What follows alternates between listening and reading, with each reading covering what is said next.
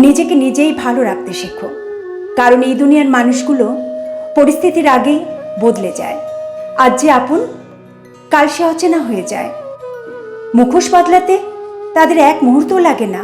তোমার কষ্ট, তোমার অভিমান তারা কেউ সত্যিকারে বুঝবে না। তারা শুধু বুঝবে তুমি কতটা কাজে লাগো আর কতটা উপকারে আসো। কাজ শেষ হয়ে গেলে তোমার অস্তিত্বও তাদের কাছে তুচ্ছ হয়ে যায়। তাই নিজেকে ভালোবাসো, নিজেকে গুরুত্ব দাও, কারণ যার পাশে থাকার মন থেকে ইচ্ছে থাকবে তাকে ধরে রাখার জন্য নিজের মনটাকে ভাঙতে হয় না। কারণ এই দুনিয়ার মানুষের চেয়ে তোমার মনটাই সবচেয়ে আপন, তোমার সবচেয়ে বিশ্বস্ত সঙ্গী।